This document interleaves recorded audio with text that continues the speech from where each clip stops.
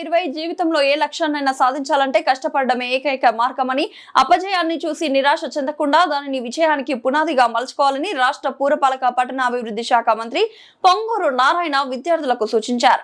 సోమవారం ఉదయం విద్యాశాఖ ఆధ్వర్యంలో నెల్లూరులోని శ్రీ కస్తూర్బా కళాక్షేత్రంలో నిర్వహించిన షైనింగ్ స్టార్స్ అవార్డ్స్ 2026 కార్యక్రమంలో 10వ తరగతి ఇంటర్మీడియట్ ప్రతిభావంతులైన విద్యార్థులకు సత్కరించి ఆయన ప్రసంగించారు. ఈ సందర్భంగా మంత్రి నారాయణ మాట్లాడుతూ చిన్నప్పుడు ఆటలపై మక్కువతోనే చదువుపై శ్రద్ధ పెట్టకపోవడంతో తాను 10వ తరగతిలో ఒకసారి విఫలమైనట్లు మంత్రి గుర్తు చేసుకున్నారు. అయితే ఆ అపజయాన్ని సవాల్గా తీసుకుని రోజుకు 15 నుంచి 16 గంటలు కష్టపడి చదివి ప్రథమ శ్రేణిలో ఉత్తీర్ణత సాధించానని తెలిపారు.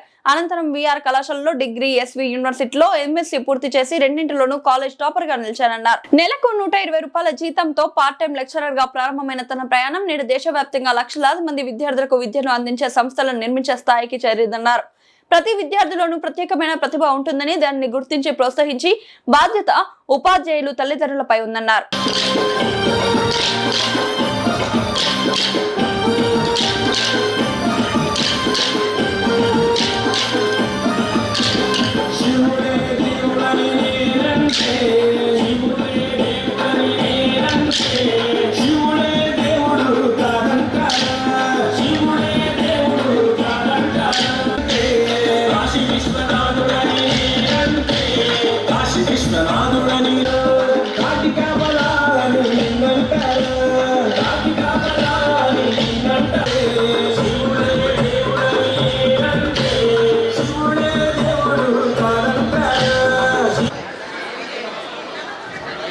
నేడు రాష్ట్ర ప్రభుత్వం ఎంతో ప్రతిష్ట తెలియజేస్తున్నాం. గతంలో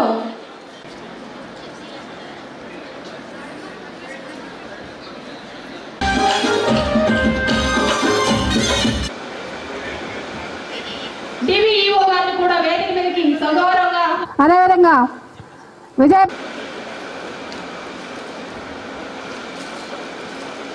నిరంతర కృషిని పట్టుదలను వేడుకగా జరుపుకోవడానికి ఇక్కడ మరియు మీడియా ప్రతినిధులకు నా నమస్కారం. అతిథులందరికీ కూడా మరొక్కమారు స్వాగత సమావేశాలు అనే కార్యక్రమాన్ని ఏర్పరిచి వారికి నగదు పురస్కారంతో పాటు వారికి మీ వెనక మేము ఉన్నాము అనే కొండంత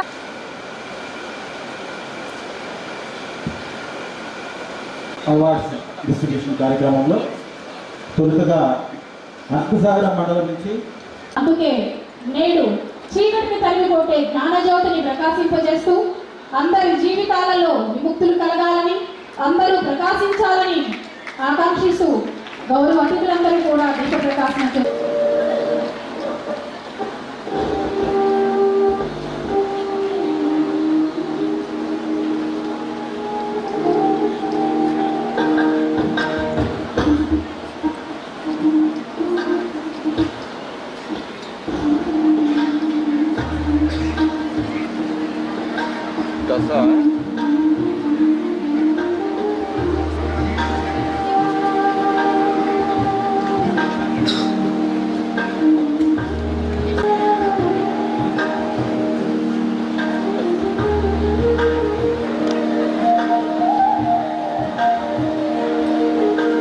ధన్యవాదాలు సార్.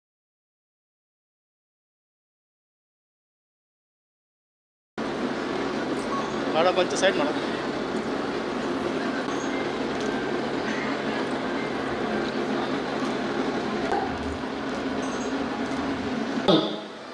చక్కగా విద్యాబుద్ధులు నేర్చుకొని మీ కళలు సాకారం చేసుకొని 10 సంవత్సరాల తర్వాత మార్చి 2026లో మీ ప్రతిభను పరీక్ష ఆన్సర్ షీట్లో నింపి షైనింగ్ స్టార్స్గా వెలుగొంది ఈరోజు మా ముందుకు వచ్చినటువంటి చిన్నారులందరికీ విద్యాశాఖ పక్షాన అభినందనలు తెలియజేస్తున్నాను. ముఖ్యంగా ఆంధ్రప్రదేశ్ ప్రభుత్వము విద్యార్థుల విద్యాభివృద్ధి కోసం అనేక కార్యక్రమాలని ఏర్పాటు చేయడం అనేది మీ అందరికీ తెలుసు.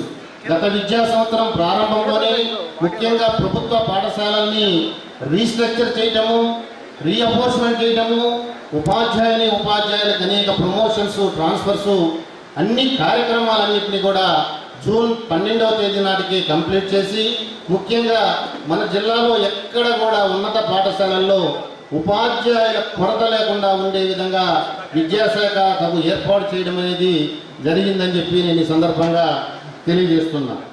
అంతేకాకుండా జూన్ 12వ తేదీ స్కూల్ తెరిచిన వెంటనే డాక్టర్ సర్వేపల్లి విద్యార్థి మిత్ర పేరుతోటి 1,50,000 పైన కిట్లు చిన్నారులందరికీ 8 రకాల ఐటమ్స్తో సుమారుగా 2,350 రూపాయలు విలువ చేసేటటువంటి కిట్ని జిల్లాలో ఉన్నటువంటి చిన్నారులందరికీ కూడా ప్రభుత్వం తరఫున ఉచితంగా అందజేయడం అనేది మీ అందరికీ తెలుసు.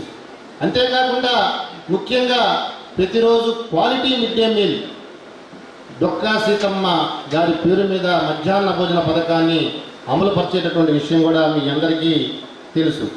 ఆ విధంగా ఎటువంటి ఇష్యూస్ లేకుండా ప్రభుత్వ పాఠశాలల్లో నవంబర్ 30 నాటికే 10వ తరగతి విద్యార్థులందరికీ కూడా సిలబస్ కంప్లీట్ చేయడమే కాకుండా డిసెంబర్ 6వ తేదీ నుండి మార్చి 15వ తేదీ దాకా 100 డేస్ యాక్షన్ ప్లాన్, ఈ 100 రోజుల ప్రణాళికాబద్ధమైనటువంటి ప్రణాళికతోటి ముందుకు సాగడం అనేది జరిగింది.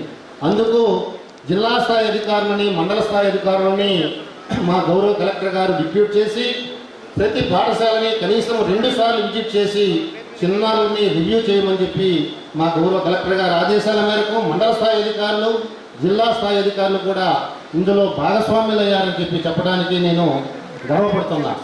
అంతేకాకుండా జిల్లా పరిషత్ ద్వారా విద్యార్థులకి స్టడీ మెటీరియల్ కూడా అందజేసి జిల్లా పరిషత్ చైర్మన్ గారు తనకున్నటువంటి ఉదారతను చాటుకోవడం అనేది జరిగింది.